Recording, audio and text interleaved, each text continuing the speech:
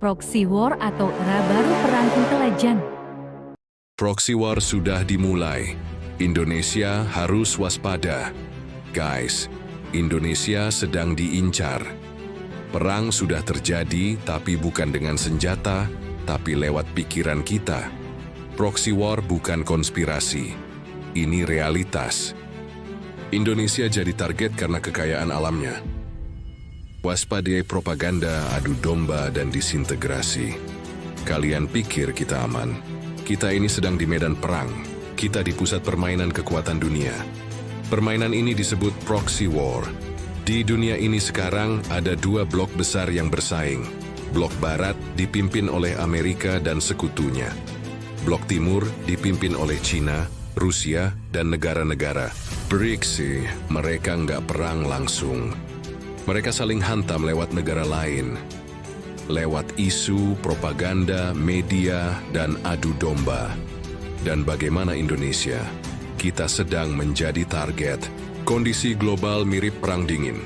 Seperti tahun 1947 hingga 1991, satu saat Amerika dan Uni Soviet berseteru dalam Perang Dingin.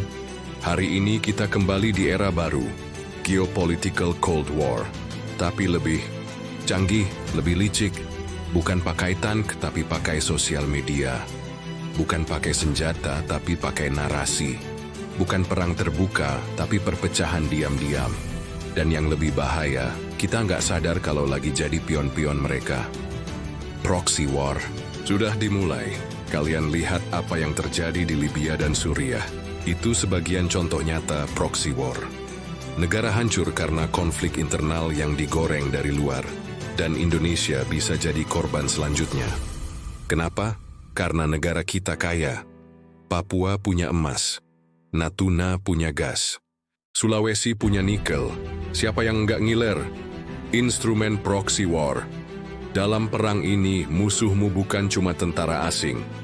Musuhmu bisa LSM internasional yang dibayar untuk menggoreng isu. LSM dalam negeri yang memobilisasi gerakan. Media luar negeri yang framing Indonesia buruk terus.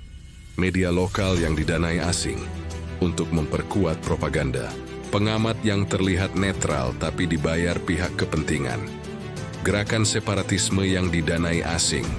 Influencer yang nggak sadar dia jadi alat propaganda. Pola ini kita lihat jelas di Papua. Australia aktif menyuarakan human rights Papua. Amerika dan sekutu incar tambang Freeport, gerakan separatis didukung media asing.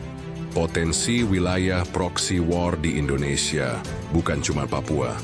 Kalimantan, investasi besar Cina bisa jadi pemicu gesekan. Natuna, sengketa dengan Cina tapi juga incaran Amerika.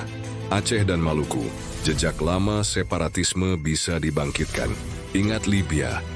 Awalnya cuma isu HAM dan demokrasi. Hasilnya, negara hancur, sumber daya dikuasai asing. Apakah kita rela Indonesia jadi korban berikutnya? Guys, ini bukan tentang siapa presiden kita. Ini tentang Indonesia. Tentang kita. Semua, jangan gampang terprovokasi. Jangan biarkan media dan propaganda membelah kita. Baca informasi. Cari sumber yang netral. Jangan cuma telan narasi sesat. Jangan bangga jadi pengkritik, tapi nggak ngerti geopolitik.